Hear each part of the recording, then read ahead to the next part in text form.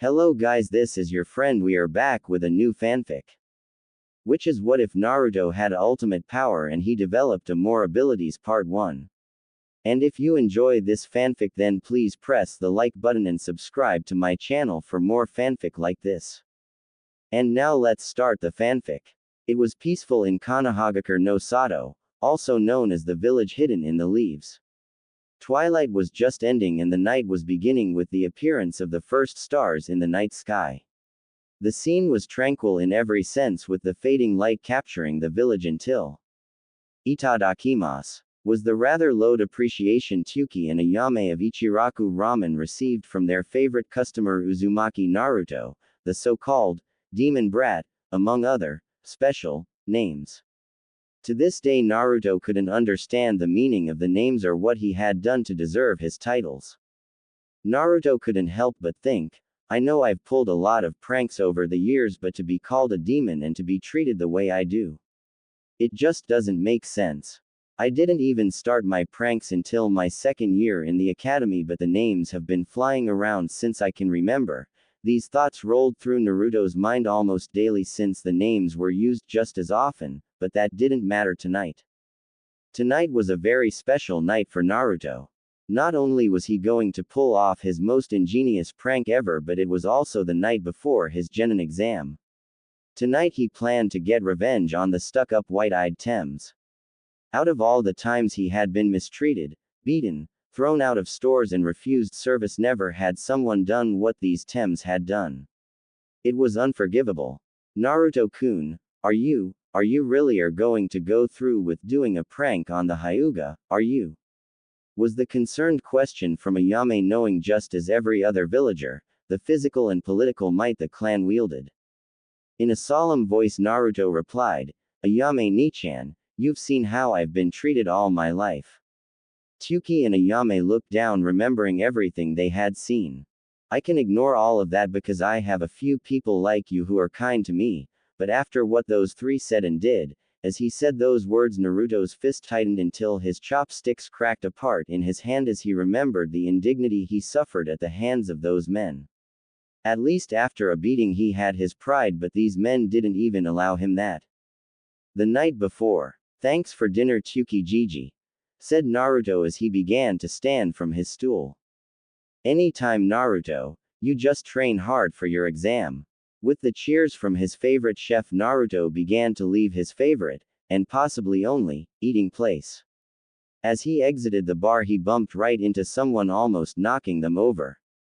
Sorry about that, it was my fault. Naruto apologized as he looked up into those void pale white eyes that always sent a shiver down his spine. Those eyes just don't look right. At least that one girl in my class with those eyes has some color to them, but these ones are just creepy. As Naruto was getting up he was roughly shoved back down to the ground by one of the other two Hyuga. How dare you act in such a callous way to us, you little brat?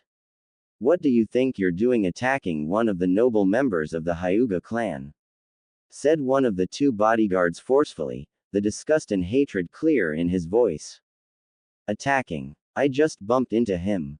I even apologized, pleaded Naruto, trying to avoid another fight with the villagers. Too little too late, demon. Naruto then received a harsh chakra-enhanced strike, sending him right into a nearby wall, leaving a few cracks from the impact of his body.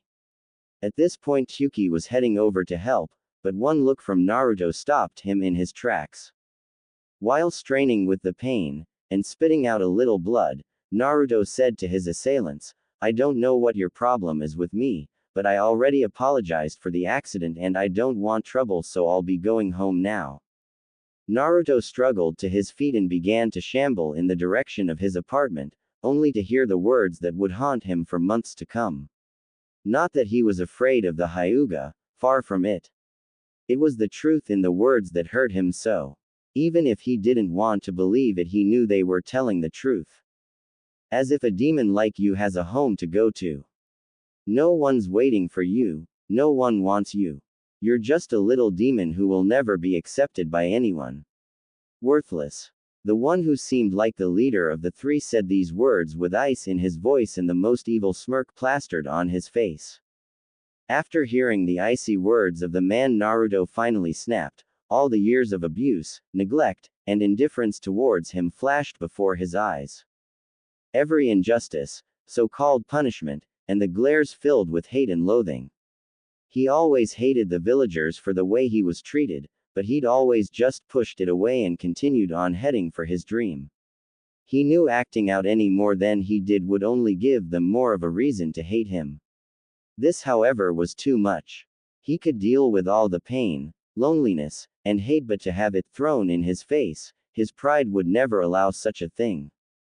In a rage he had never known before, his eyes flashed blood red, and he blurred out of existence, shocking the old man and Ayame. Then, just as suddenly, he reappeared right in between the three Hyuga. To say the three men were shocked would be an extreme understatement. One minute they were taunting the demon brat, waiting for it to start crying, and the next he appears right in their faces with those piercing red eyes burning into them. Using their shock, Naruto, in one fluid motion, kicks the legs right out from under the one Hyuga standing to the right of the leader with a sweeping roundhouse, only to pull ninja wire out of his sleeve to wrap around the arms of the Hyuga on the left, who tried to strike the side of his head only for it to brush across his left arm. Too late, Naruto realizes that the strike was some kind of jutsu and, to his shock, his whole left arm went numb with a slight burning in it. As the pain from the strike set in, Naruto's rage disappeared as quickly as it came. Shit, what was that? He thought, now freaking out. I can't move my arm. This is bad. Why did I lose my temper like that? Two of them are obviously Chunin and I don't know about the other. I might have a chance against one Chunin. While Naruto was recovering from the attack, the first Hyuga was up again and was able to land a devastating blow to side of Naruto's head, sending him straight into the same wall as before, cracking it further. Take that, you insolent little brat. The hit to his head was making his mind swim, and Naruto was barely standing with the pain freshly pumping through him. You filthy little demon. How dare you disgrace the mighty Hyuga like this? As a member of the head family, I will pass down your punishment. Looking on with dull blue eyes, Naruto could easily tell that they had gathered quite the crowd and that the Hyuga in front of him was screaming something or other and taking the strangest stance he had ever seen. Even though he was barely aware of his surroundings at the time, because of the pain he was in, he couldn't help but be interested in the jutsu.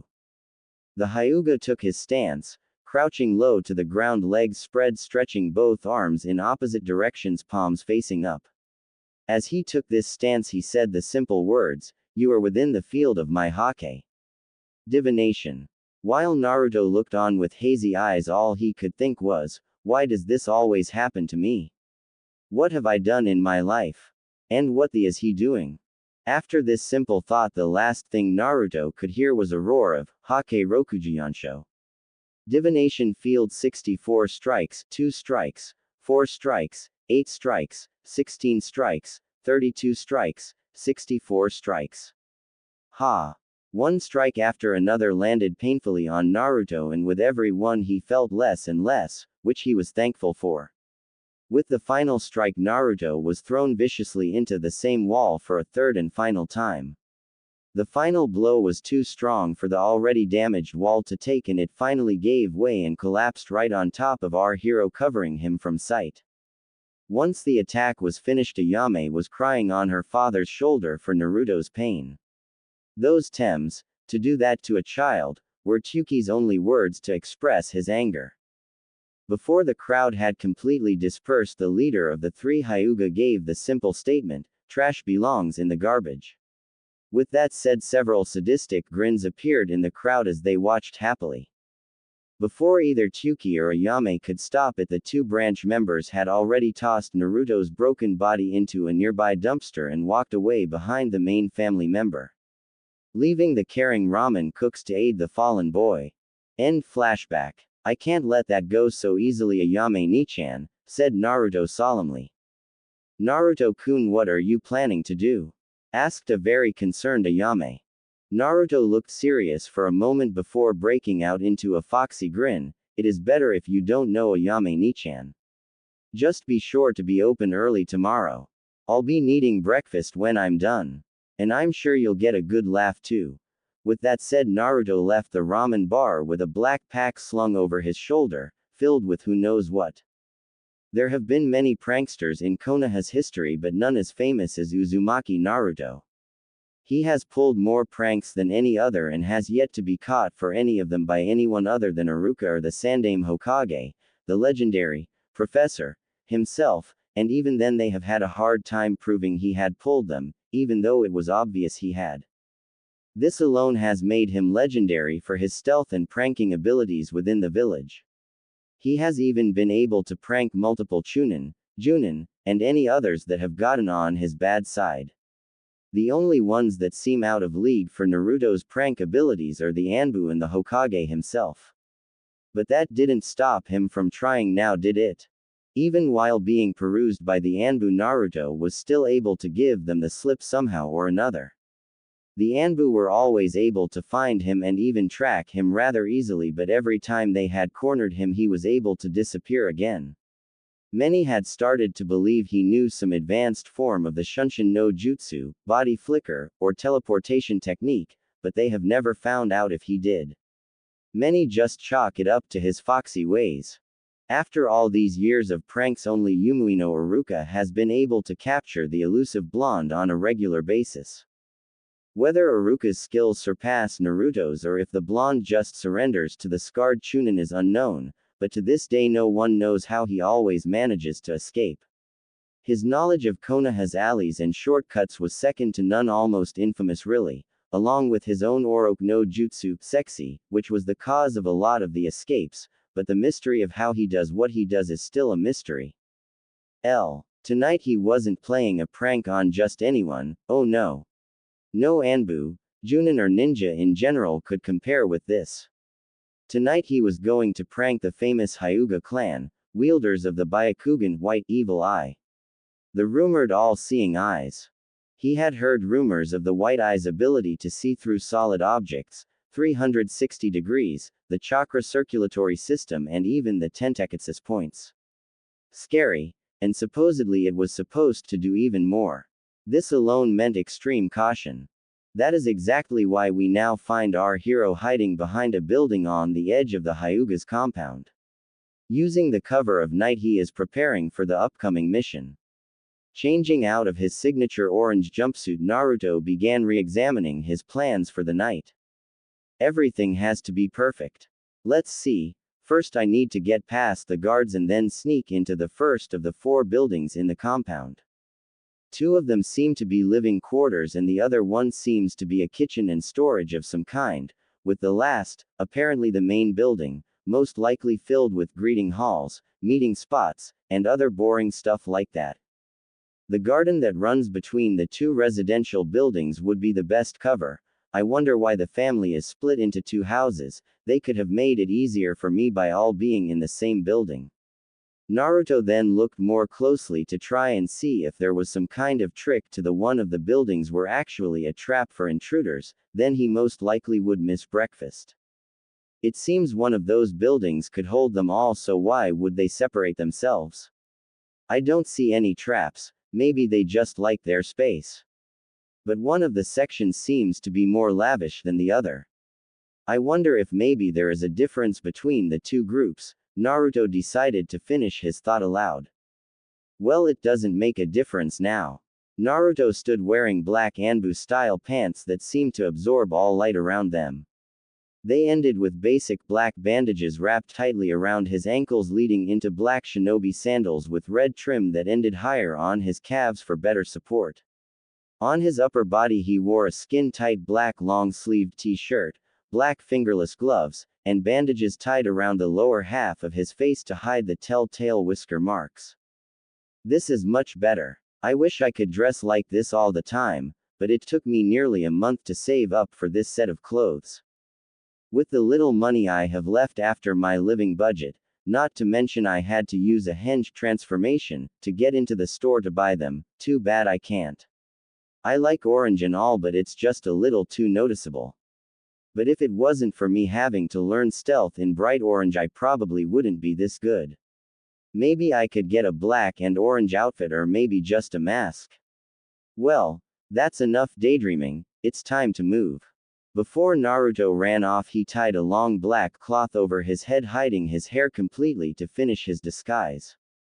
They may be able to see through solid objects, but it doesn't hurt to be safe. Moving as quickly and quietly as he could, Naruto jumped the outer wall of the garden, and while staying in the shadows, he began circling the inner wall of the compound looking for an opening in the guard's watch.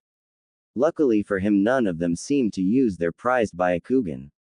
I was worried that this was going to end before it began. The arrogance of the Hyuga was ridiculous. Only one guard was stationed at every entrance to the complex and 3 walking the grounds. Not even guards at the doors to the houses. After circling the grounds twice, he finally saw the perfect opening. With a burst of chakra-enhanced speed, he rushed to the tree closest to his target, and with a quick rebound off the tree, he flew to what he assumed to be a hallway window. The closest guard looked around to see what the rustling sound a moment ago was, but only found a slight unsettling of dust. With a slight shrug, he decided to patrol the houses just to be safe. Once inside, Naruto quickly merged with the shadows of the walls, just as he was trained to do. He then began his search for his intended targets. While moving from room to room, Naruto practiced paranoia he had never known. At the slightest noise, moving shadow, new scent, or just an out-of-place shiver on his skin, he would hinge into a rug or other common item in an instant. It was a good practice too, as his paranoia had saved him a couple of times from a guard making his rounds. 3 hours after the start of his infiltration, Naruto was reaching the end of his job. Slipping into every room of the compound proved to be more of a challenge than he had thought it would be. The place was huge, almost maze-like, but he had still done it. Now, on the last few rooms, Naruto was getting the biggest swell of pride for his own accomplishments, since he had mastered Kawarimi no Jutsu, replacement without hand seals. He hardly got recognized for anything other than pranks. At least when he pulled pranks, people were awed until they discovered it was him. Some praise is better than none. As soon as he entered the next room and began to acquire his target, he caught a familiar scent that made his stomach drop. The only thing that he could think was, Hinata. As he turned to look at the sleeping girl in front of him, while holding a pair of lacy violet panties. Several thoughts ran through his head, but the most prevalent was, I can't do this to Hinata. She's never done anything to me. She's actually been one of the nicest people in the whole village. Also, I had no idea Hinata had this kind of side to her, he thought while putting the panties back and finding a lot more racier ones in varying colors and designs, earning a raised eyebrow. As he thought of this, images of a blushing, stuttering Hinata that was complimenting him in a quiet, almost whispering voice entered his mind. Next came all the times he spotted her following him with that same blush, as well as her habit of poking her fingers together. He couldn't help but wonder, I wonder why she follows me sometimes. She also hides whenever I turn her way or try to approach her. She obviously isn't following me around to talk, maybe there's another reason. With a slight blush, he decides, no, he couldn't do it, he couldn't prank her. With one last look at the peacefully sleeping girl, he slipped out of the room just as quietly as he had come. Now to finish the job and get out of here. Good night, Hinata. I hope you like the show in the morning. The following morning in Konohagakure no Sato could only be described as pure chaos. All over the village, in trees, on the ground, hanging from just about everywhere you could think to look, was the entire Hyuga clan's clothing, from their signature cream-colored jackets to their unmentionables.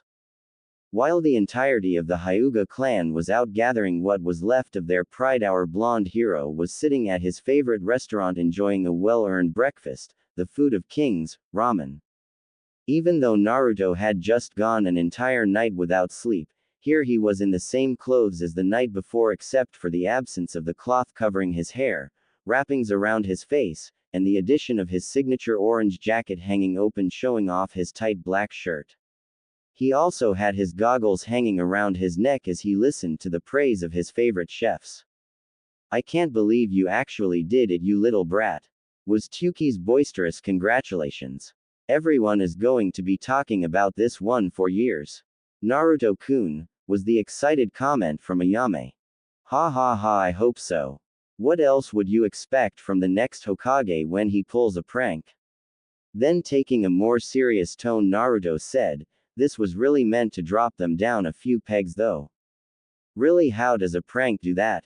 I understand having their clothes in, well, you know what's thrown all over the village being embarrassing, but how would it drop the view of their skills or reputation? The Hyuga are one of Konoha's four noble clans after all, asked Yuki as he handed Naruto another bowl of ramen. Well, it really means nothing to normal villagers but as a funny prank. On the other hand, to trained shinobi it's a matter of village security. Not only was the compound of the most powerful clan infiltrated, but every room was entered and raided without notice, was Naruto's response with noodles hanging from his mouth. Okay, Naruto-kun, but what does that prove other than that you're sneaky? Ayame asked with a grin while serving another customer. Well, let me answer your question with another one. If I could sneak into their compound to steal their clothes by entering every room one by one without being noticed, what's to stop me from sneaking in there and slitting their throats while they slept? When this was said, the entire restaurant went silent with shock. The few people that were in the building this early were listening intently to the legendary prankster's explanation of his masterpiece. Now at the realization that an academy student, a legendary one, but an academy student nonetheless, could possibly wipe out the Hyuga in one night was alarming. It would be like the Uchiha all over again. If the demon brat could do this, then who else was capable of it? Even the most skilled of shinobi are powerless when asleep. Before anyone could say another word, a loud scream of, I found him. He's over here, came from just outside the shop. When Naruto peered out, he saw two Hyuga, three Chunin, and one really pissed off looking Hyuga Hiyashi. Ha ha, hi guys, bye guys. And with that the chase was on. Ooh, throughout the village people could hear the screams of, get back here brat. You won't escape this time. You've gone too far this time, Naruto, and of course his favorite. Get the demon. Even with all this, Naruto couldn't help but have fun with the chase. You losers are just jealous that you don't have the skill or guts to do what I do, called Naruto while jumping from building to building. Get back here, Naruto. You will be taken to see the Sandaime for punishment. If you give yourself up, your sentence will be reduced, came the cries of his pursuers. The chase had started at around 6 a.m. that morning and was already well into 8 o'clock, and they were still not even remotely close to capturing Naruto. This kid is insane. How can he have this kind of stamina? We never should have split up from the main group. While the two Chunin were having their strategy meeting, Naruto was having a nice breather on a high balcony. These guys just won't give up. Normally I would just hide for a while to rest, but with Hyuga after me I can barely stop for 2 minutes before I'm found. At this rate I'll be caught for the first time. With this grim realization, Naruto decided to try and get to the academy as fast as he could. Especially since his exam was supposed to be in a little over a half an hour. Moving with the shadows, he headed in the direction of the academy, but before he could get more than 25 feet there was a cry of, there he is. As Naruto spun around, all he could do was yell his horror at what he was seeing. Ah no. Standing in the direction he had just come from was a group of 9 Hyuga guards, 6 Chunin, 2 Anbu, numerous random villagers, and what looked like at least 15 Hyuga females with a, kill you painfully, look in their eyes. With that sight and a large amount of fear, he was off. At around 9 a.m. Naruto had finally lost them by using every trick he knew. Every shortcut, dead end, camouflage, henge, kawarimi, and, to his great displeasure, he had even resorted to using his Oroku no Jutsu. He had only really created that jutsu to improve his skill with henge and to prank Iruka. He had never dreamed one day he'd be relying on it. As Naruto was slipping around the last corner on his way to the academy, he let out a breath of relief, saying, I finally made it. Hehehe, I knew those bakas could never catch me. From behind Naruto came a calm and slightly mocking voice. Oh really, Naruto? What are you doing being late for class? And not only that, but you almost missed your exam. If Hiyashi's glaring, a group of murderous women, and actual Anbu chasing after him had been scary, then this was just plain terrifying. With a scream of fright and a 12-foot jump in the air, Naruto spun around and pointed at his sensei, yelling, "How do you always do that?" Looking at Naruto with a bored expression, Iruka just grabbed him by the collar of his jacket and disappeared in a puff of smoke with a pair of Anbu right on his tail. Inside the classroom, all of the students were chatting amongst themselves on various topics, waiting for the exam to start. The main topic, though, was of course the Great Hyuga humiliation. Questions of, how could that happen? Who did it? Aren't the Hyuga supposed to be all-seeing? Were just a few that flew about the room as the children continued. Some of the more arrogant in the room would reply with foolish ideas like, it must be another hidden village trying to prove something. It must be a new invisibility jutsu and the Hyuga were the test. No, it's got to be some new kind of Kekai Genkei that can block the Hyuga's power. After about 20 minutes of the students' minds running wild, Iruka puffed into the room with Naruto by the scruff of his neck, followed by the two Anbu that were escorting them, ready to grab Naruto at a moment's notice. At the entrance of these four, everyone went silent to watch what would take place, as well as observe Naruto's change of clothes. The first thing the students notice is the long black Anbu-style pants that end with wrappings and modified black shinobi sandals with red trim. Next they see the long-sleeve skin-tight black shirt and fingerless gloves, as well as his signature orange jacket. He also wore his goggles around his neck, making his hair appear longer, and it flowed around his face slightly. It hung lower and made him look older and more serious to some. Or it could just be the air of tension with two Anbu in the room. Many girls blushed at the sight of the slightly toned muscles that shone through the tight shirt. Since most of the boys wear such baggy clothes, it's a rare sight for them. But what catches everyone's eyes the most are the chains attached to Naruto's wrists, ankles, neck, and all connecting to a plate on his chest with multiple chakra suppression seals on it. At this realization, everyone knew Naruto had done something big. The academy doesn't teach Fujin seals because they are considered high-level techniques and often dangerous. It does, however, teach to recognize common ones, such as exploding note Fujin, basic Fujin for items to be stored in scrolls for travel, and the Fujin on those cuffs used on dangerous nuke nin. Don't you think this is a little excessive, Anbu-san? Asked Iruka with a frown. With all due respect, Iruka-san, it took nearly 20 Hyuga, 8 Chunin, 4 Junin, and the 2 of us Anbu to apprehend him, said the rat-masked Anbu. What? How could the Dobi be that strong? They needed that many high-level shinobi to catch him. He must have something up his sleeve, and I must have it, was the unbelieving thought of a scheming student. If it was not for the Hokage's order to turn him over to you for his exam, he would be in a class 3 holding cell waiting for his sentence, was the calm reply from the bare-masked Anbu. I understand that, but with these chakra cuffs on, there is no way for Naruto to take the exam. I would ask you to please remove them and leave him in my care. I will take full responsibility in making sure he appears for his hearing with the Hokage tomorrow, Iruka forcefully suggested with a rather familiar glare to the two Anbu. I'm not sure about this. What if he runs again? Rat asked with uncertainty in his voice.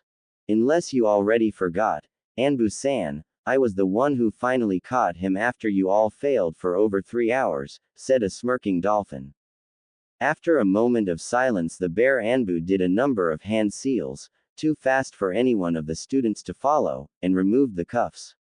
He's your responsibility now. Don't come crying to us if he gets loose. Bear plainly said. Thank you, Anbu-san, and don't worry, I'll take care of him, Iruka said, placing a hand on Naruto's head. Oh, by the way, kid? Rat inquired. Was Naruto's rather lethargic reply. Nice job on the Hyuga. I don't think even we could have pulled that off, said the rat Anbu, clearly impressed with the boy. After the rat Anbu said those words, the entire class collectively dropped their jaws on the floor, and the collective thought in the room was, Naruto did that. I've known Hiyashi for a long time and I have never seen him that mad, embarrassed, or impressed? Bear murmured in the same voice.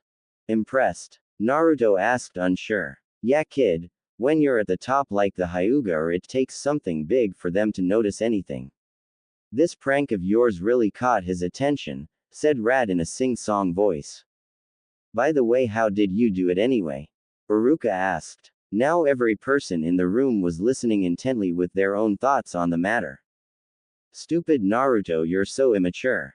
Yeah, he is cha. Inner bitch. Naruto looks kind of hot in his new clothes and longer hair. I wonder what he would look like with highlights. This is too mendokus. I wonder, Munch, if I can use Munch, the same method to sneak into the kitchen. Munch. Stupid Naruto, he's hogging all the attention. I'll get Akamaru to bite him later. Buzzes, buas, interesting. Naruto-kun, thank you for not doing that to me. I would have died of embarrassment. Wait, Naruto was in my room. I'm going to die. Did he find anything? Nothing of mine was missing. Wait, a pair of my panties were unfolded. Naruto-kun was touching my panties. The person who thought this blushed dangerously red before passing out with a nosebleed. How could the Dobi do something like that? The Hyuga were always the Uchiha's rivals. Could the Dobi be that good? He has been catching up lately. He's still a Dobi, but maybe I should keep an eye out. Every little thing that can help is worth it. Maybe I could use the same method for a sneak attack on my brother. Or maybe I finally have a decent sparring partner. I don't want to sound arrogant like some Thames, he said, sending a glare at a certain black-eyed boy, but to tell you the truth, it really wasn't that hard. When I first decided to do it, I was worried, but after a few hours of watching the security, it really wasn't anything special. Naruto caught the entire room's attention when he said this. They all were just too shocked to do anything but listen. Sandame's office. In the Hokage Tower, the Sandame Hokage, Hyuga Hiyashi, the village elites, and the majority of the Council of Elders all listened to the whole discussion going on in Iruka's classroom over the Sandame's crystal ball with interest. Interesting, how is it that this boy was able to sneak into the Hyuga and then call it easy? Asked an intrigued red-eyed Junin. Well, let's continue listening and we can find our answers, said the Sandame with interest, lacing his voice. It seems your daughter has just fainted, Hiyashi-san. Hiyashi sighs. It would seem so, Sandame-sama. I need to solve this problem with her soon before the elder's patience runs out. Sandame-sama, do you really think it wise to let the boy go free? And even take the exam? A random Junin, with a scar along his jaw, almost screamed. After a deep sigh, it was simply a prank. Even though we, as shinobi, see it as more of a threat to village security, to him it's just his version of revenge, said the Sandame with annoyance. See, said the man frantically, the fox is after us, and it's starting with the Hyuga to weaken us before it attacks. We must kill it before it's too late. We never should have let it live so long, said the same scarred Junin from before. In an instant the legendary Professor was in front of the man, and in an icy voice that sent a shiver down everyone's spine and reminded them just who their Hokage was by the rather noticeable killing intent being emitted. I have put up with closed-minded fools like you on this matter for far too long now. If you are a shinobi who does not possess the skills to see the difference between a hero and a demon, then you have no business as a Konoha-nin. The Sandame turned around and headed for his desk. Leave now and put your Hitai-8 on my desk on your way out, was the flat command after the killing intent had dispersed. Hokage-sama youcanbs or ious, said the stuttering Junin. Either that or take your time with Morino Ibiki. What? Said the Junin in horror at the idea of being at the mercy of the rumored sadist that commanded the Interrogations and Intelligence Division. You broke the law. With this simple statement everyone knew what the Hokage meant. He may show leniency to the villagers for their barbs of demon or monster, as long as they don't touch Naruto, but for shinobi he has never been lenient on the subject. Please quiet down. I would like to hear how a 12-year-old academy student infiltrated my home, was Hiyashi's calm request. Quite. I actually am very interested as well, Kakashi added while looking over the edge of his ever-present book. As the scarred shinobi left the room, leaving his Hittite on the table, he scowled while vowing to himself, "I'll get you, demon, someday." Uruka's classroom. "Well, Naruto, how'd you do it?" Uruka asked a second time. "I'm not sure I want to say," was Naruto's shaky reply. "Why don't you, Naruto?" asked Uruka with slight irritation. "It's one thing that I was able to do it for a prank sensei, but I don't want just anyone to be able to do the same. I mean, the Hyuga are a bunch of stuck-up Tems, but they're still Konoha shinobi." "Really now, is that true?" was the simple comment from the bear Anbu. "Yeah, I mean, I was only after their clothes to play a prank, but what if a foreign shinobi was sent to kill them? With the knowledge of what I say now, they could all be gone by morning, couldn't they?" Naruto said, looking down. Sandame's office. "So I guess Naruto-kun wasn't as clueless to what this prank could mean as I thought," stated the Sandame with a slight cough, a little embarrassment in his voice. "Correct, Hokage-sama, but it is of utmost importance that I learn how he did it so I can correct my security problem," Hiashi said with the classic Hyuga indifference firmly in place.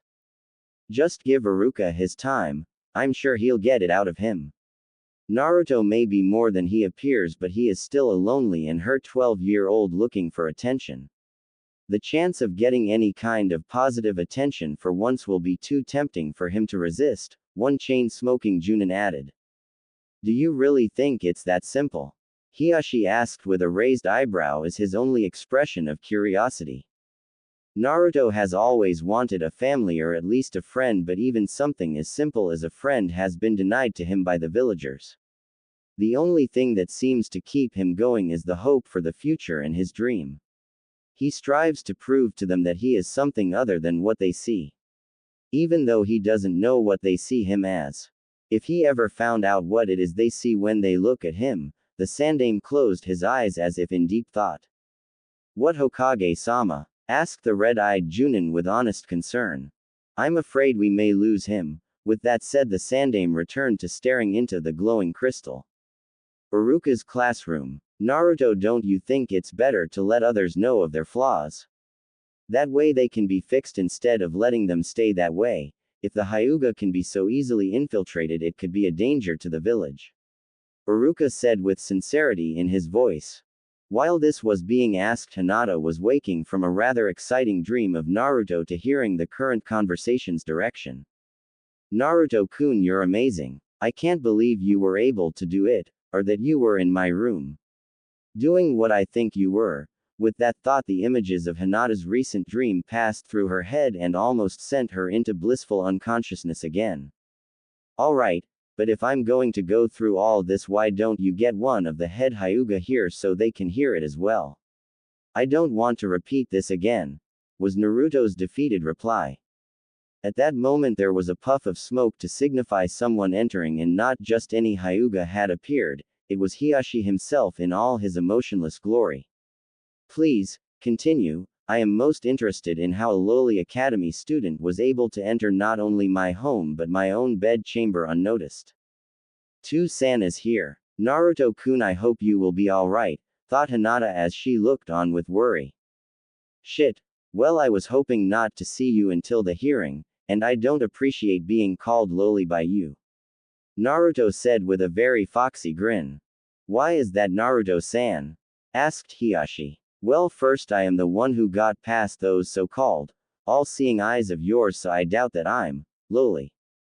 Also, it's normally not a good thing to be in the same room as the man whose boxers you hung from the Hokage Tower," said Naruto with the foxy grin still in place.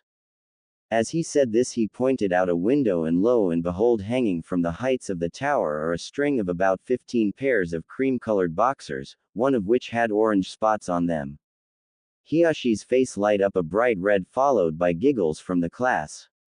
He then gave Naruto a glare that made the entire class, especially Hinata, cringe. "Please, tell me, Naruto-san, why you found the need to humiliate not only myself but my entire clan." A hint of anger entering his voice. "Alright, I guess I could tell you." While Naruto's mouth went on autopilot, retelling the events of 2 nights ago outside Ichiraku Ramen. His mind was busy sorting through all the information he had on his classmates to make sure it was all right to tell them about his trip into the compound. Let's see, first off is Yamanaka Ino, a rather pretty girl with long blonde hair which she keeps in a ponytail, has blue eye, and wears a purple outfit with bandages wrapped around her legs and midsection. She has good shinobi skills, but just like almost every girl has an Uchiha Sasuke obsession. Also, she's the heir to the Yamanaka clan, which uses mostly mind-altering nin and genjutsus. She's no threat. She may be a gossiper, but she has to keep the details of her family jutsu secret, so she clearly knows how to keep important secrets. Haruno Sakura. She has shoulder-length pale pink hair that she keeps tied back with a red ribbon, jade green eyes, and a red Chinese dress with a white circle on the back. She's probably the weakest kunoichi in the whole village, but is decently skilled on the basics, and very book smart, but that's about it. She also screams like a banshee, and she's hopelessly infatuated with Sasuke. When I first met her, I found her rather cute, but that died quickly after the first time I asked her to hang out or train. She screamed right in my face that I was a loser and couldn't compete with Sasuke. That ended that attraction rather quickly. Overall, she should be smart enough not to tell anyone, so she's no threat here. Hyuga Hinata. A shy girl with short indigo hair, lavender-colored eyes, and soft features. She wears a baggy coat emblazoned with the burning flame, the crest of the Hyuga, the most prestigious clan in the village and probably the country. She also wears black trousers and normal shinobi sandals. She's very shy around people and often blushes when I lock eyes with her. Otherwise, she's one of the better students in the class. Great intelligence, excellent combat and survival skills, never gloats about her achievements, and is very humble. One of the more likable girls for her lack of a Sasuke obsession and the fact she always acts so nice to me. Of course, she's nice to everyone, so I shouldn't take it special, but so few are nice to me it's hard not to. Well, she is a Hyuga, so she clearly won't be telling people how to sneak into her home. Then again, those panties, I could be all wrong about her, nah. Nara Shikamaru. A guy who complains about anything and says everything is mendokus, troublesome. He has long black hair that he keeps up in a pineapple reminiscent manner. He wears a thin gray vest over a fishnet shirt and black knee-length trousers. Despite his slacker attitude, he's a genius. At least that's what I can figure out from his frequent games of shogi and go he plays in class.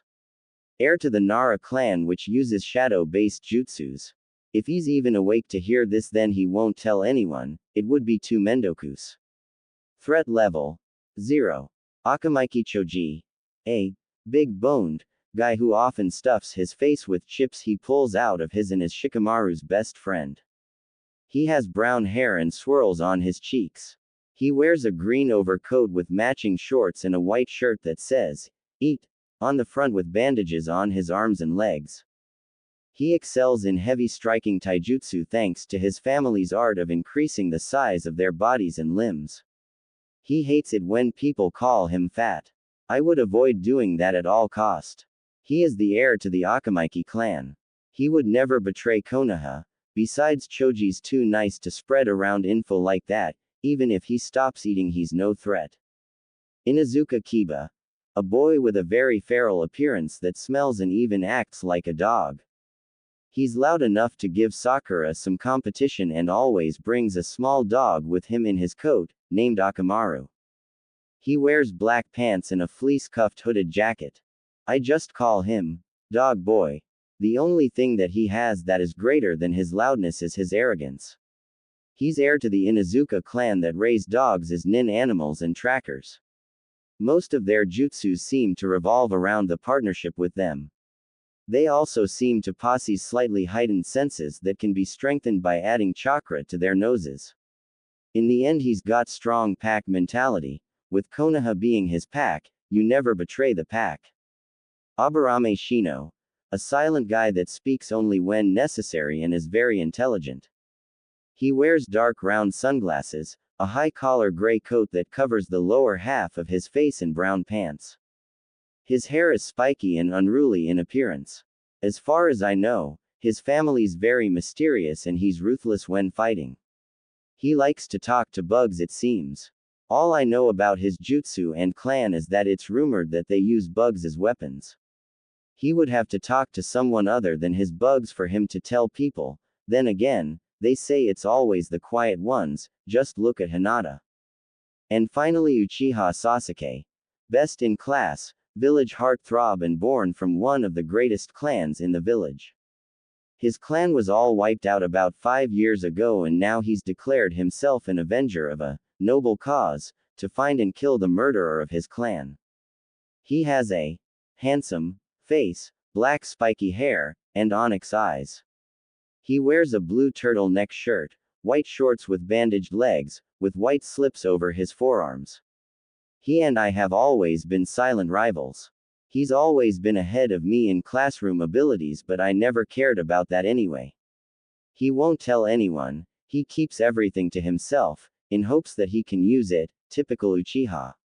Naruto took a breath before resigning himself. May as well just get this over with, was how Naruto finished his thoughts before catching up with his mouth. After that strange jutsu was over, I was unconscious for about 20 to 35 minutes. Once I woke up, Tsukijiji and Ayame Nichan told me that the other two had thrown me in the dumpster next to the stand before leaving. It took me about another 15 minutes before I could feel my chakra normally. Then once I could move, I headed off to plan my revenge. I mean prank. Naruto finished his explanation with a little slip of the tongue.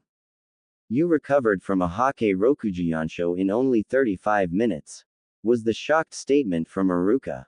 As Naruto looked around the room, he could see the Anbu had tensed, Hiashi was glaring at him, and Hinata was looking star-struck, all of which made him somewhat curious. Is that special or something? I was kind of out of it at the time because of the strike to my head, but the jutsu didn't seem that powerful. When Naruto finished, he heard a sharp intake of breath from a few select people. Naruto-san, that jutsu is one of the 5 strongest jutsu the Hyuga clan possesses.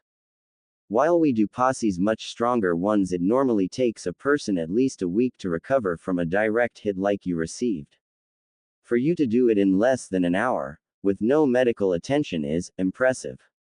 Though he was truly thinking it was impossible, even though he was looking at the proof right in front of him, you do realize if you had come to me with this, I would have dealt with them myself.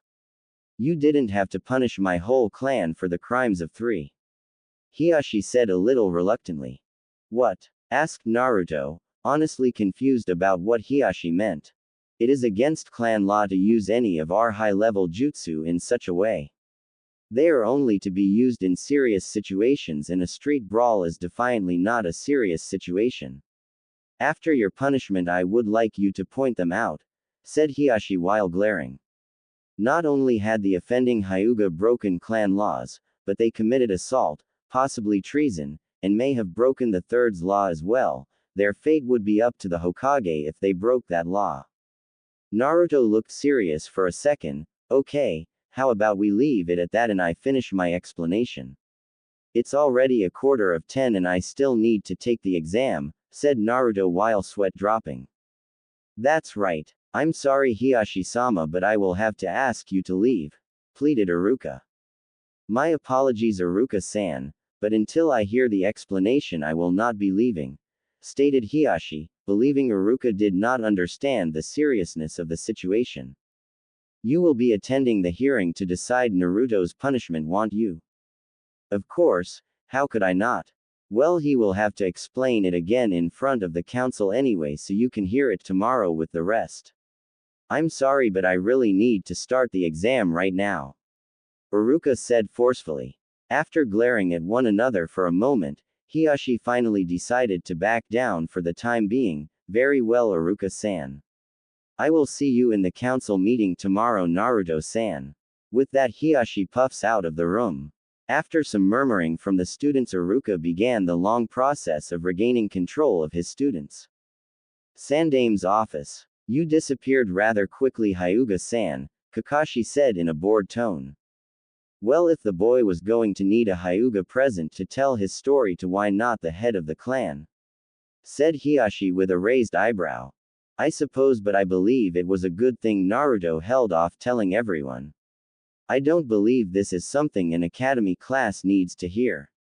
As soon as the hearing takes place and he's made his statement, I will classify this as a top secret village security issue, said the Sandaime in all seriousness. If that is what you think is best, Hokage-sama, Hiashi stated in a relaxed tone. You are all dismissed for today. The ones who need to be at the hearing know who you are. I expect you there by 10 a.m. Kakashi, don't be late or I will outlaw Jiraiya's smut. With that, everyone filed out of the Sandaime's office, leaving the wizened leader to his own thoughts once again. You're just one surprise after another, Naruto-kun.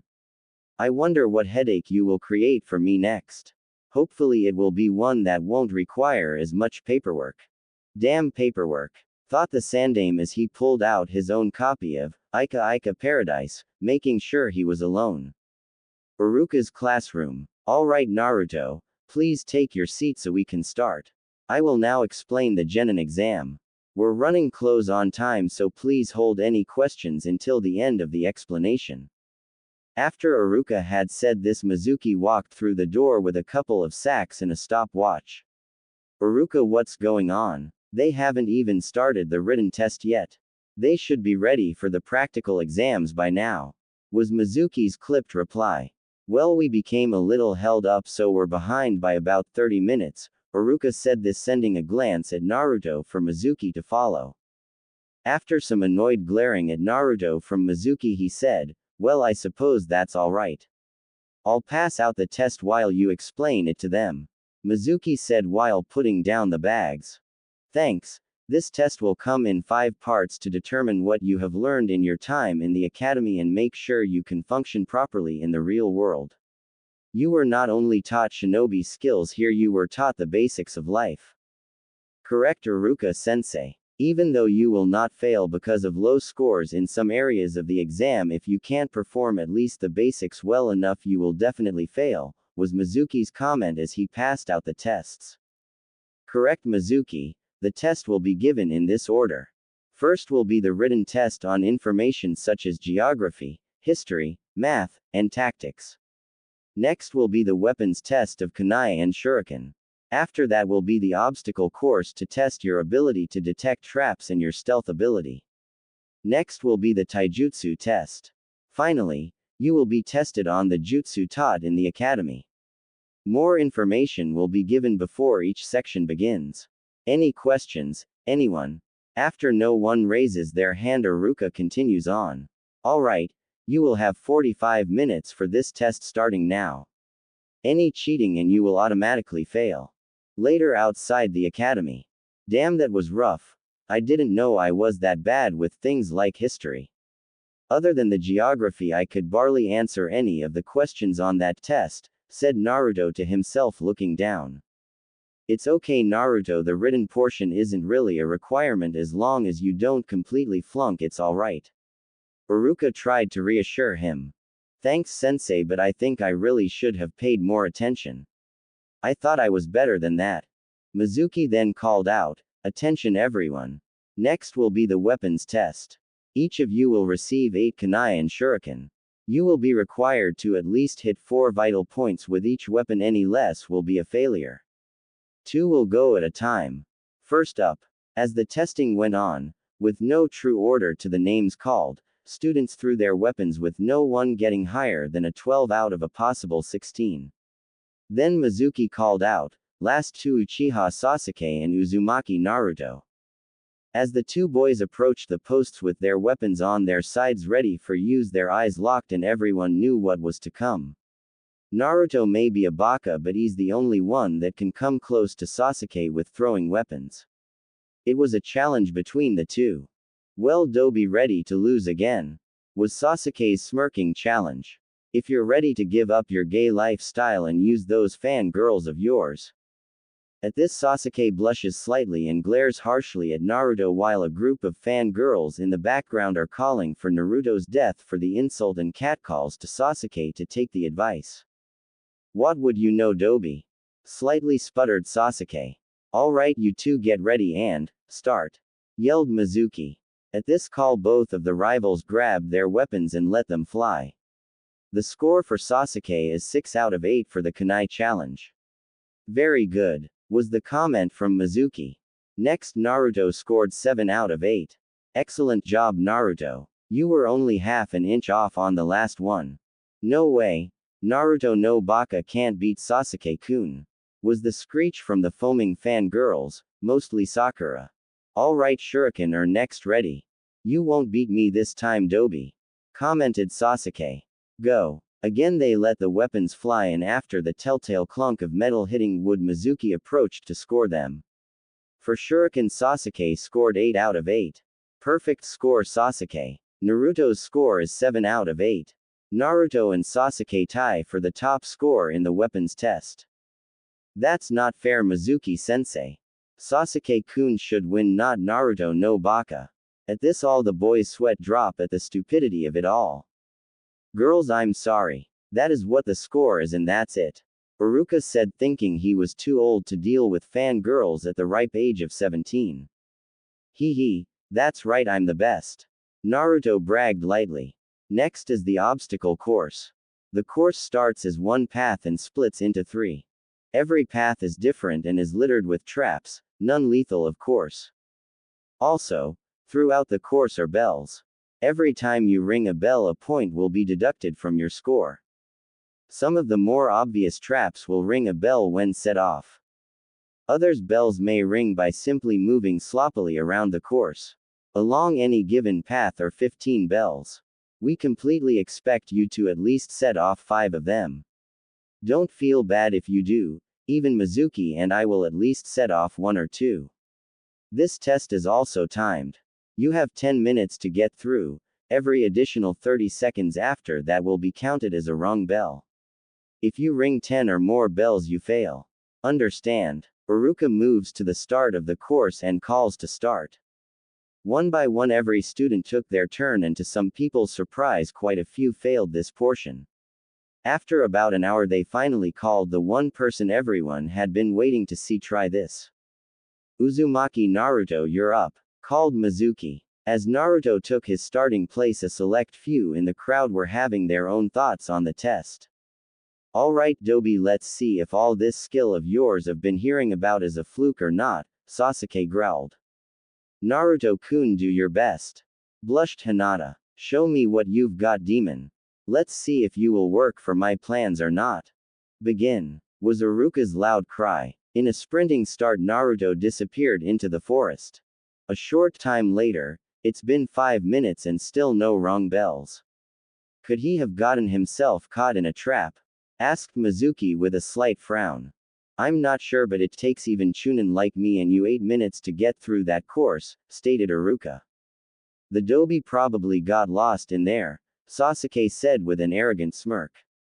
I knew he wasn't that good. Yeah, Sasuke-kun is right. Naruto no Baka got caught by the simplest trap in there, was Sakura's comment. Cha.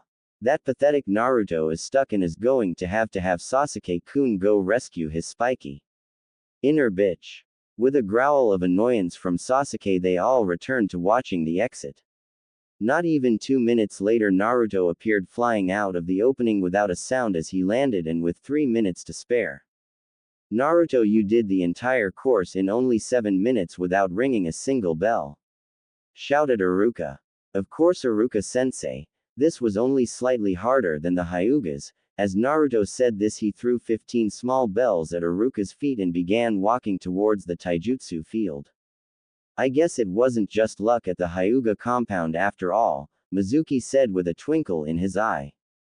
Not only that, but if Naruto was able to go the whole course in 7 minutes without ringing a single bell and even collecting them, his stealth must be Junin level, or even better. Iruka sounded shocked. After this was said, everyone could hear Sasuke growl while walking to the taijutsu field. So the Dobi has stealth. That won't make him strong. It just makes him sneaky. That's it, he's no match for the last Uchiha. I'm an Avenger, and that means I have to be the strongest. We will see who the best is, Dobi. On the walk to the next testing area, the students couldn't help but to gossip about Naruto's skills. Can you believe Naruto did that? Ino gasped out. No, he must have cheated. There's no way he beat Sasuke-kun. Sakura shrieked. He did get through without ringing a bell. He has to be good at something. I guess that's stealth, huh, Akamaru? Arf arf. Kiba asked out loud to his dog.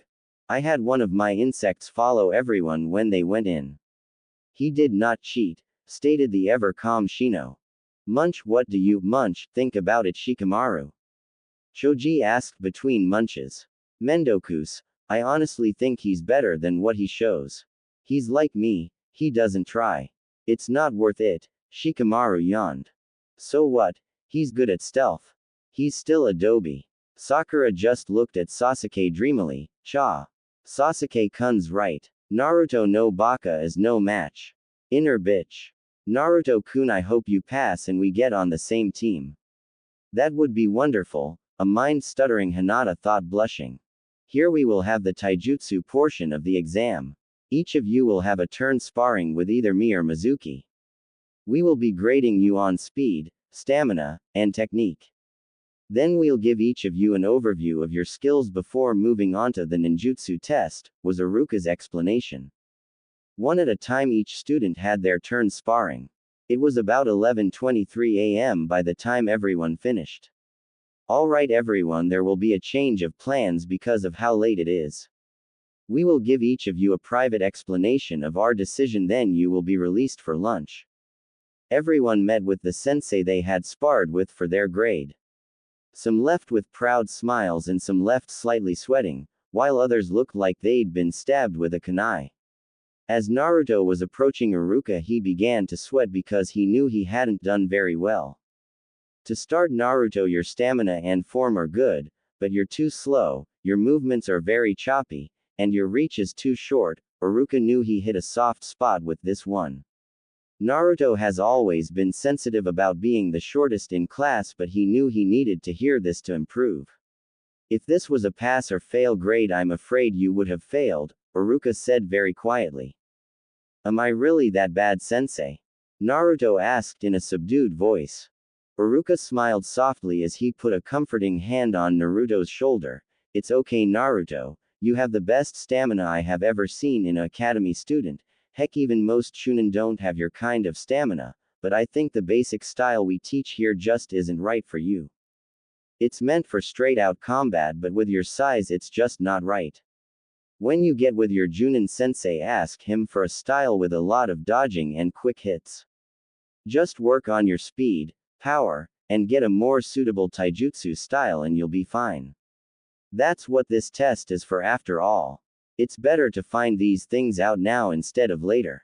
Thanks, Iruka-sensei, said Naruto with a broad grin in place. Now get to lunch and don't be late for the last part of the exam. After Naruto had run off, Iruka poofed back to the classroom to meet up with Mizuki to review and grade the last 4 exams. In the classroom, how's it looking, Mizuki? Asked Iruka. Actually, pretty good so far. Out of the 40 students, it looks like between 23 and 28 will pass, stated Mizuki. That's good news. Let's finish grading these quick so we can get ready for the last portion, since it will probably take 2 hours to get through them all. You're right, but it still worries me some, said Mizuki as he set down the papers. What does? Asked Iruka as he leaned against the wall. Well, I'm sure some of these kids should pass from what I've seen over the year, but they aren't or are really close. Iruka let out a heavy sigh. You mean like Naruto? Yes, it seems he is either excellent at something or he downright sucks at it. I know he should pass, but he's right on the fence. It all comes down to the ninjutsu portion.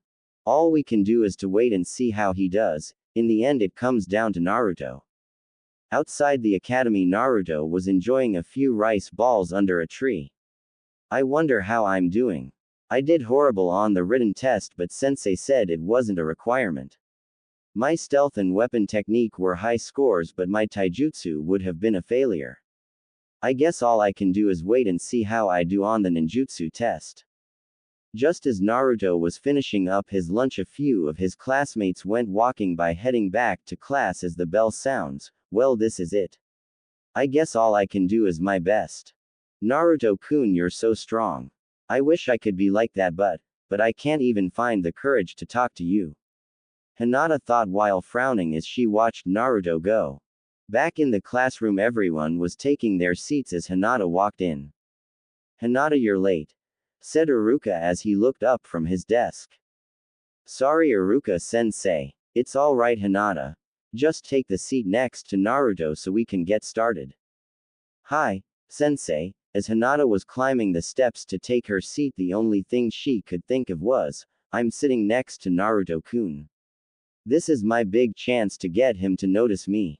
If I can't get to him now and he's placed on a different team, then I may never get another chance with him. I've got to do it now. With these thoughts in mind, Hinata finally takes her seat with resolve.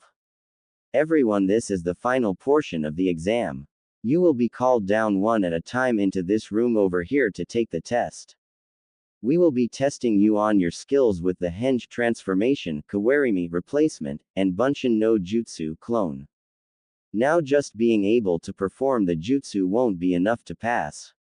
You must be able to perform it with decent control, speed, and form. In other words, if you create 3 clones but it takes you 2 or 3 minutes to do it, you will fail. This test is to make sure you can be efficient in the field already. If you aren't up to that level, you will just be wasting the Junin's time.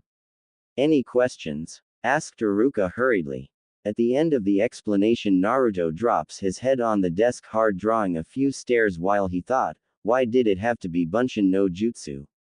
Henjin Kawarimi I can do, but Bunshin is my worst jutsu. What am I going to do? Am I really going to fail after all I've done? Naruto-kun, I know you will do your B street, stuttered Hinata in a whisper. Huh, oh Hinata, when did you get here? Asked Naruto. Hinata looks down, heartbroken, her resolve gone. He didn't even know I sat next to him. He really doesn't notice me. Thanks for the cheers, but my Bunshin sucks. It's my worst jutsu. Hinata blushes at the foul language. I'm sure you can do it if you try, Naruto-kun.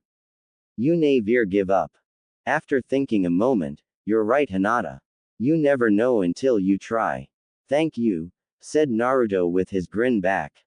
Hyuga, Hinata, you're next. Hearing this, Hinata looks at Naruto, then starts her way down the steps. Good luck, Hinata, I know you'll pass, you're great. After hearing this, Hinata blushes a deep red. Maybe I do have a chance. DNKU Naruto-kun. One after another, shinobi to be enter and exit the room.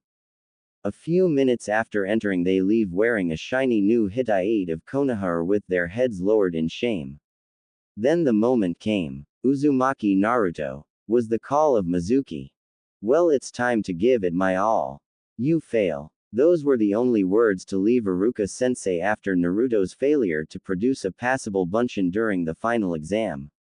Naruto, I just don't understand why you can't perform this jutsu, said Iruka with a frown.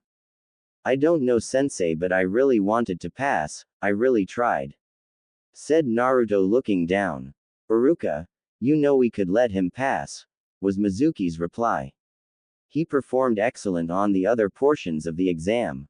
Stealth, field exercises, shuriken and kunai all were above average scores. We really could pass him.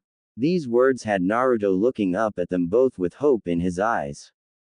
That's true, Mizuki, but you forgot to mention his written test, taijutsu, chakra control, or his Bunshin just now. After Iruka said those words, all hope left our hero's eyes once again. I'm sorry, Naruto, but with your score on the written exam and your failure to perform a working Bunshin, I can't pass you, was Iruka's flat reply. I'm sorry, but you still have next year. This is your first try and I promise to help you over the break so you're ready for next year. But sensei, that's not fair. Came from Naruto with fire in his eyes. I'm sorry, but I believe that you're just not ready yet. Why? Just because I can't make a worthless illusion, was Naruto's hot-headed reply. Naruto, the ability to make Bunshin is the basic of the basics. If you can't even do that yet, then you are definitely not ready for anything more advanced, was Iruka's reply. Growling, Naruto shouted, "Prove it." Iruka stood up with a deep sigh and an irritated look and motioned Naruto to attack with a simple hand gesture. "This is for the best, hopefully I can teach him how important the basics are. Now's my chance to prove I can pass without that stupid jutsu," were Naruto's thoughts just before his charge. Naruto came charging in with all the speed he could. Although the instant he reached Iruka, the Chunin had split into 5 copies. "I told you, Naruto, you're too slow." After his shock, Naruto began striking as fast as he could to find the real one. One by one they began phasing out of existence when hit. To his shock, when he landed the last strike thinking to hit his solid sensei, it again just dispersed. What? Where did sensei go? Without warning, one of the chairs behind him poofed into smoke, and before he knew it, there was a kunai at his throat. The next thing he heard was Iruka's voice. "This is why we teach those jutsu here at the academy. They may be the simplest ones, but they are the most useful and will probably save your life countless times in your career as a shinobi. They are the basis of all shinobi styles, and if used properly can be the best option. Until you can perform them, you will not pass." "I'm sorry, Naruto." Outside the academy, Naruto sat on the tree swing to think about everything that had happened today and in his life. It wasn't an enjoyable train of thought. Every memory led to another bad experience, and the more he thought about it, the harder it was to find happy memories. Why do these things happen to me? My whole life has been a living hell, and now this on top of it. Iruka was one of the few people I thought I could trust too. I don't get it. I'm as good as Sasuke with weapons, the best in stealth, can perform Kawarimi no Jutsu without hand seals, and am one of the best with henge. I even created my Oroku no Jutsu. Even Iruka fell for it. So what if I didn't pay attention to history or the other boring stuff, have the best chakra control, or can make worthless illusions?" These were his thoughts as he sat there and watched all the kids that passed being praised by their friends and family. He heard words like, "I'm so proud. That's my boy. You're getting a special treat tonight." How he just wished he could have that just once instead of the cold stares and hatred. The next words made him curse his slightly above average hearing. "That's him, isn't it? He's one who didn't pass, right?" asked one woman.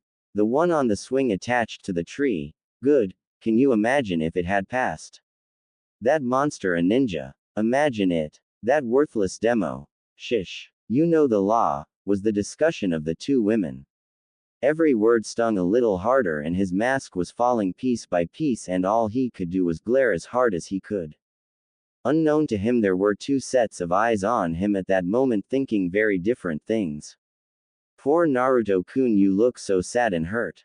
I wish I had the courage to comfort you, to be there for you, but I'm so weak I can barely get near you," was one sweet thought. The other was much more sinister in intent. "There you are, you damn demon. After tonight I'll be the hero that finally finished what the Yondaime started and end up being more powerful than a cage. That fool Sandaime will never know Kukuku."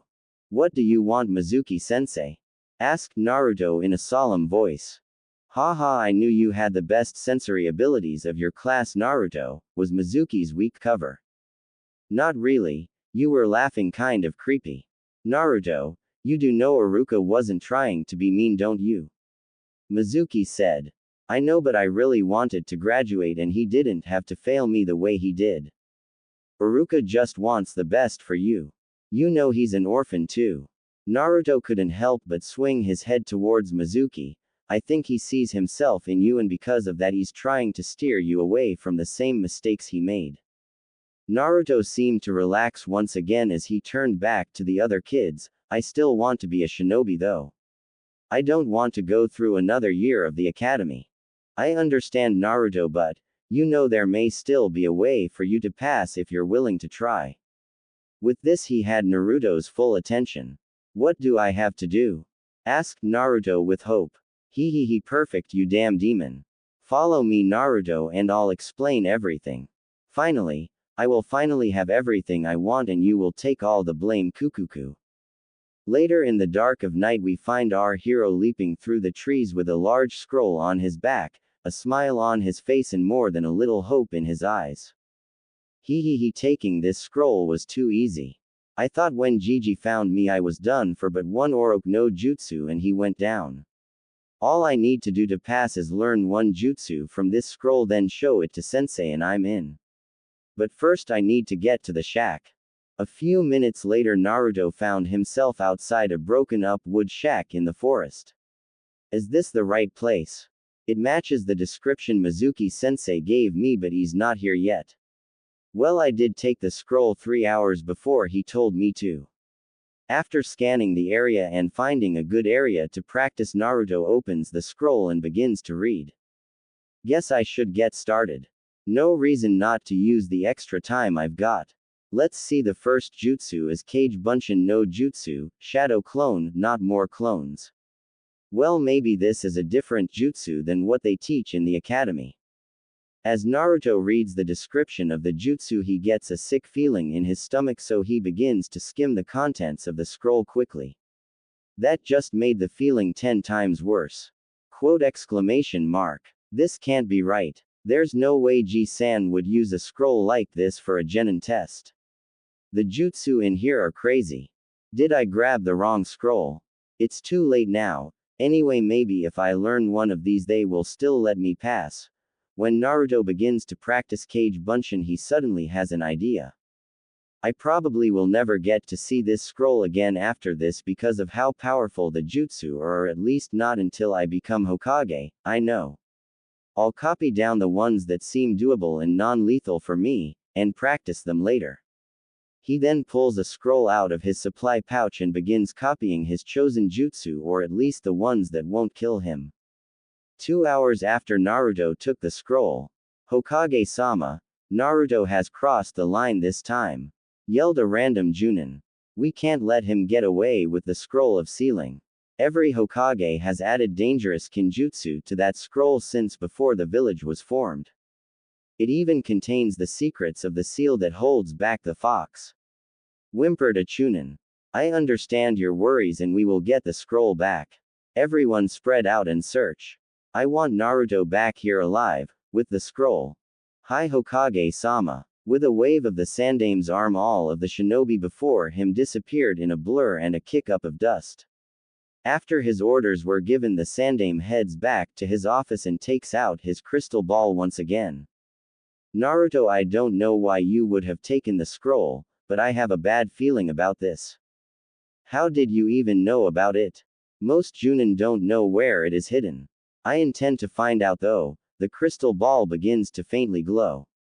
He began his search where he had been looking before catching Naruto searching for the scroll. Damn, Haruno-san is still at the hot springs. No, must look for Naruto. And so he looked, following after the many shinobi looking for the boy, using willpower known only to the Kages themselves. Back with Naruto. Damn, out of all these jutsu I can only understand a handful. Even less of them aren't straight out suicide. Let's see how many I've got. 5 jutsu and one is supposed to have high level variations. Kage Bunshin no Jutsu, Shadow Clone, B-ranked Kinjutsu, creates solid clones of the user by evenly distributing the user's chakra between them. Shuriken Kage Bunshin no Jutsu, Shuriken Shadow Clone, B-ranked Kinjutsu, creates solid clones of any small object X, kunai and shuriken. Bakuretsu Kage Bunshin no Jutsu, Exploding Shadow Clone, A-ranked Kinjutsu, creates an exploding Kage Bunshin that can be detonated by the creator's will or by being dispelled. Kokuongyu no Jutsu, Bringer of Darkness, A-ranked Genjutsu, creates an illusion of complete darkness over a set area. It traps the opponent in absolute darkness. While inside the illusion the senses of sight, sound, and touch are disrupted. One may see their own body, but once trapped inside the illusion it cannot be dispelled unless by the user or someone outside the affected area. Therefore defending oneself is extremely hard if trapped in this jutsu. Shunshin no Jutsu, Body Flicker, C-rank ninjutsu, gives an extreme burst of speed to travel in a set area. The target must be within the line of sight of the user. Out of the 100 or so jutsu on this scroll, only 5 are usable for me. All the ones I can use are kick-ass jutsu, but I thought there would be a lot more. This genjutsu sounds interesting, and with my nose it would give me a great advantage. I just wonder if this will be any different from learning the Bunshin no Jutsu. Oh well, there's a few left, maybe one of them. As Naruto read on to the second to last jutsu, he landed on an interesting one. Hitoshirezu Kensai no Jutsu, Hidden Power, S-rank Kinjutsu. This jutsu finds its roots at the beginning of shinobi skills. Some believe this to be one of the first jutsu created back when chakra was only used to improve one's speed and strength for hand-to-hand combat. Some also believe that chakra was originally used to power special weapons, but no proof has been found to support this. To continue, every person naturally has chakra held in reserve by their body to ensure it will have enough to survive. Though the amount kept back is far greater than what is needed for the body to survive. A person only really needs around 5 to 10% of their maximum chakra capacity to support their body. They will be suffering from chakra depletion at this level but easily still alive. The average person has almost 25% of their chakra inaccessible because of this survival reserve that is subconsciously held. You can train to access this chakra with extreme diligence or dangerous kinjutsu, the 8 celestial gates, over many years, but with this jutsu you can call up your reserve chakra to use as you will. This does put strain on the body and can have unknown effects, but compared to some of the kinjutsu that produce the same effects, this would be the preferred way. Be warned, never use this jutsu when you are low on chakra. Warn from battle or training, for you risk death from the chakra depletion. Other than this, it is a very useful jutsu to have for emergencies. The reason it has been sealed away is clearly the danger to an inexperienced user, so be careful and use it as a last resort. I found this jutsu in my travels and battles outside the village. Good luck and train hard.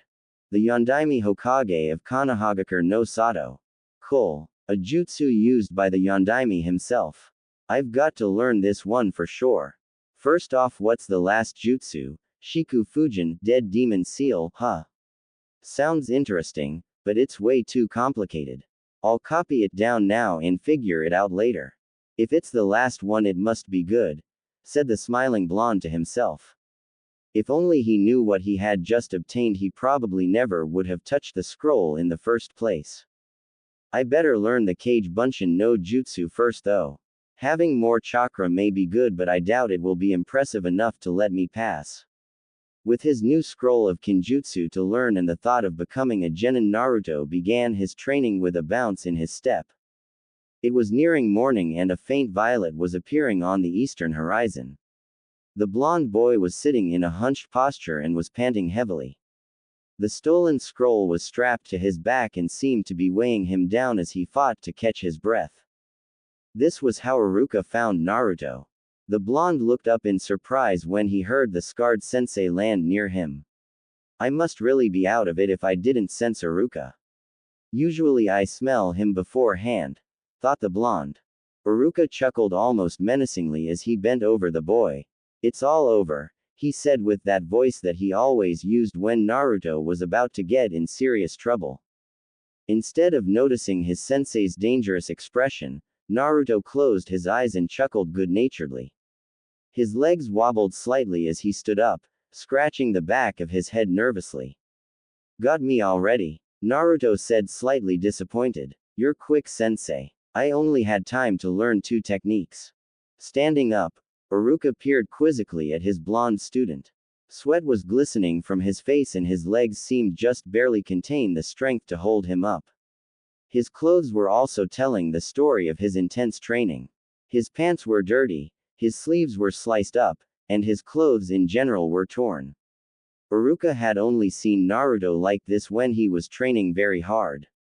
He's been out here practicing, he realized. I can tell how hard he's been working. Listen, Iruka-sensei, Naruto said suddenly, his proud grin showing. I'm going to show you one of my amazing jutsu and you're going to let me graduate. That's how it works, right? Whoever learns at least one jutsu from this scroll passes. What? Iruka asked, confused. Where'd you get that idea? Mizuki-sensei told me, Naruto said happily, almost bouncing as he felt a little of his strength returning. He told me where to find the scroll in this place. He trailed off as he noticed two things, Iruka's expression as he put things together and the sudden sound of kunai rushing through the air. Hearing the sound at the same time, but reacting faster, Iruka shoved Naruto out of the way of the deadly hail of daggers. The force of the multiple kunai pushed him back against the shack's shaky wall.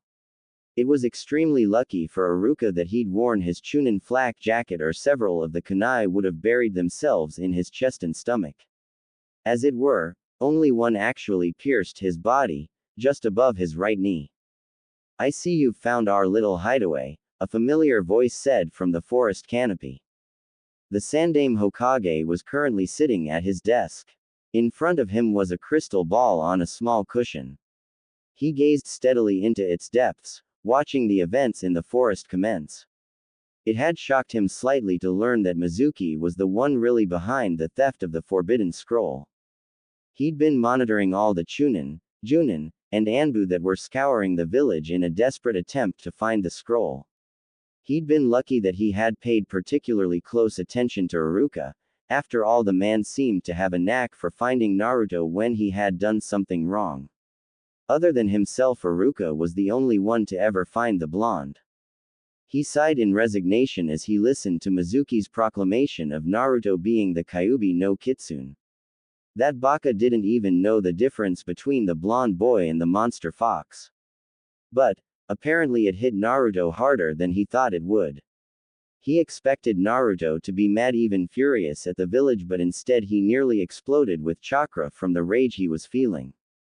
I had no idea Naruto already had this much chakra. No wonder he can't make a bunshin. With that amount he would need close to Junin or Med Nin control to do something at that low of a level. He's simply too powerful for low-level techniques. Maybe it's time he received what his mother left for him. As Naruto raged out of control after learning of the sealing, the chakra he released was almost palatable with his sadness, rage, confusion, and regret. He had always thought that somehow he deserved his treatment. That he had done something, or maybe his parents were traitors, but to find out he was hated because something was forced onto him to protect the village. It wasn't fair. He was sacrificed for everyone and he was being punished for it. No, I can't lose my cool. That's a shinobi's worst enemy. You must never lose yourself to your emotions. I have to get my chakra under control, but it's so wild. It's like it's not even mine. I've got to bring it together. If I lose any more chakra, I'll be in trouble.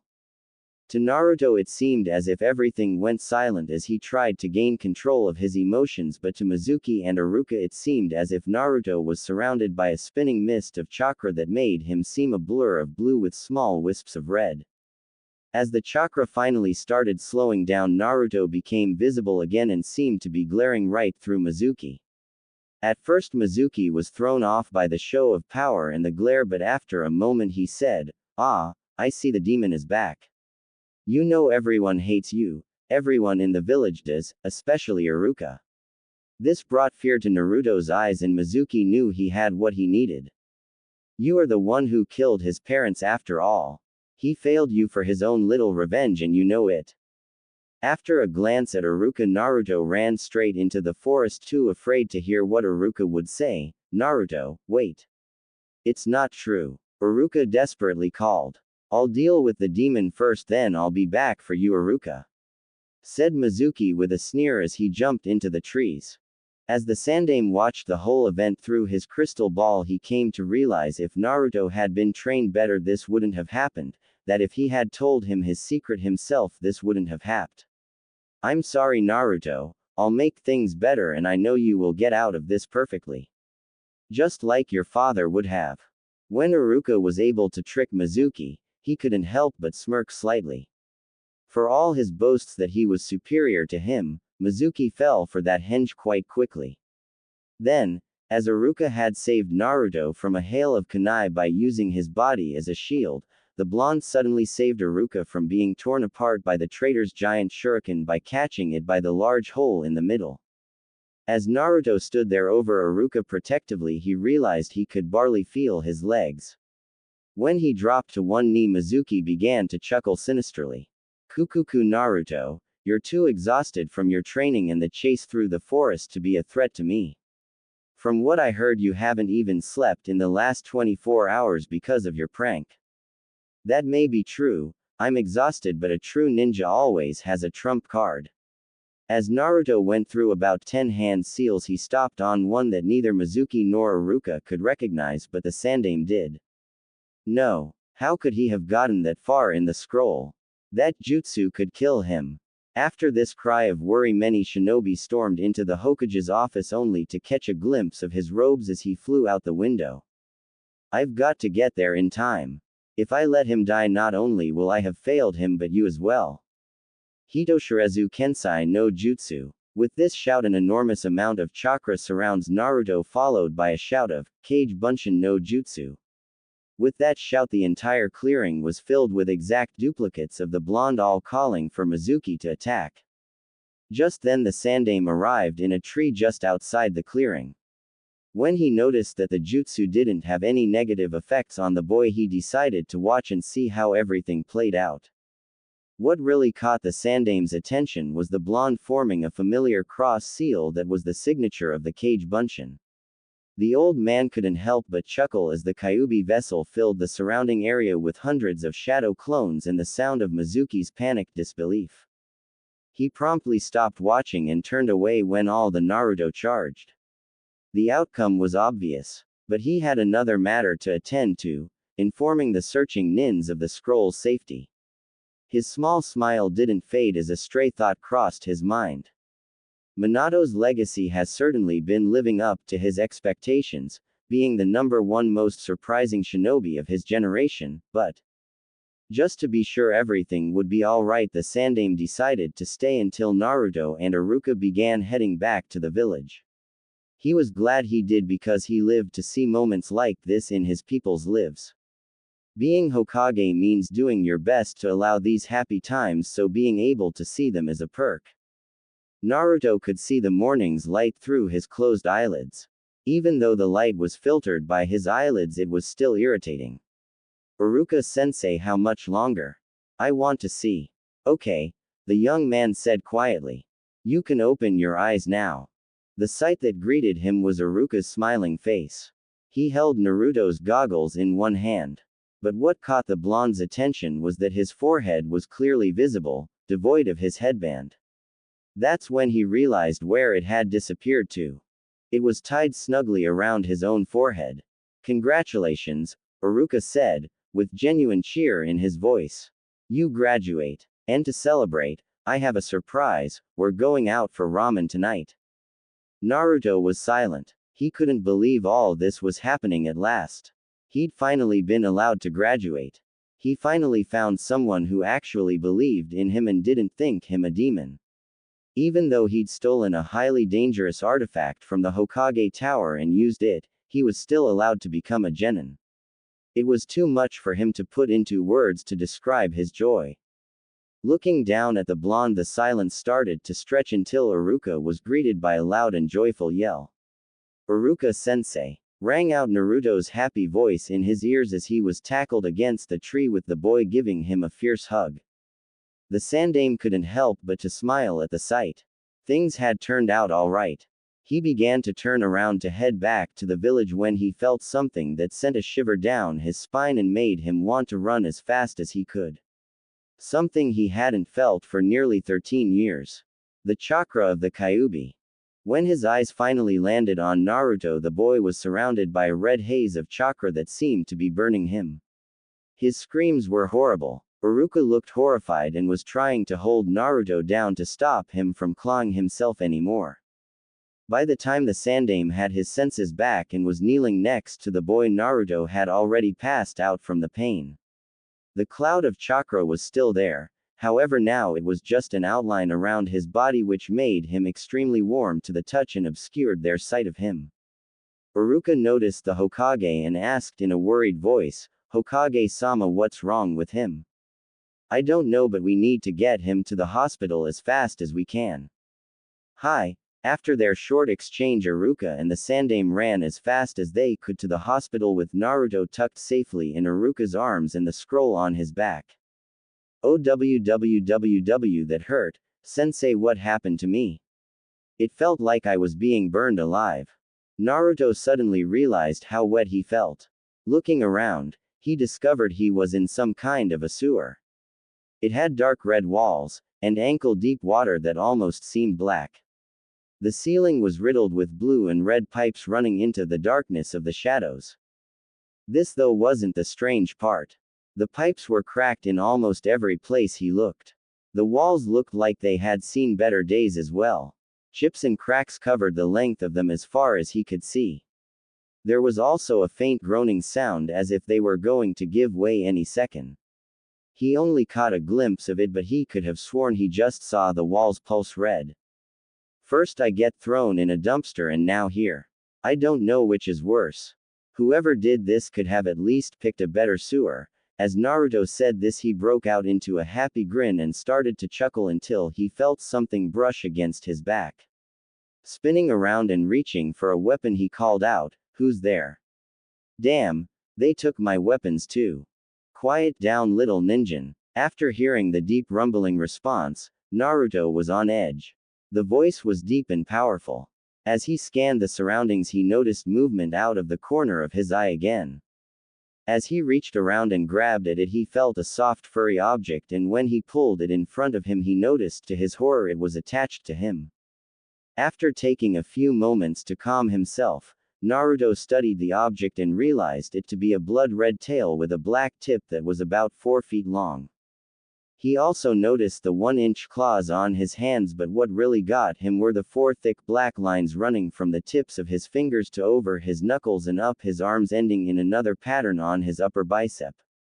When did I get tattoos? Naruto then began to scan the rest of his body only to notice that he was covered in the strange markings. His feet and legs matched his arms, but his chest and abdomen had a different pattern. Naruto decided to leave the marks for later, for when he could inspect them better. After taking so long to study himself, Naruto was beginning to notice several things he hadn't before. For one, there was no light here, none at all, except for the little bit of red and blue coming through the cracks in the pipes. So how was he seeing everything so clearly? He could also hear a growling from somewhere and a strange smell as well. It wasn't one he recognized, but for some reason it was familiar. As he was processing this, he reached up to scratch his head on an impulse and also felt what seemed to be cat ears at the top of his head. As he felt for his normal ears, he was shocked not to find them but to feel smooth skin in their place. As Naruto was trying to process all this, he noticed thin trails of red energy in the darkness of the water. What is that? He wondered aloud. That can't be chakra. Chakra can't be seen unless it's in huge amounts. So what is it? What the hell is going on here? I said, quiet, Gaki. I do not want to hear your whining. Now come here quickly so I may answer your questions. We have much to discuss. Naruto didn't know why he did it, but he began following the signs, smells, sounds, and strangely his instincts to find the voice he had heard. His mind was screaming at him to go the other way. That the voice was dangerous and he needed to escape, but his body just kept moving. Naruto noticed that the further he went and the closer he came to the voice, the brighter the edges of the tattoos glowed.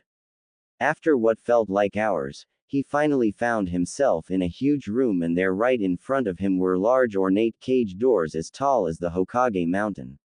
As he slowly approached, he noticed this room was in just as much disarray as the rest of the sewer.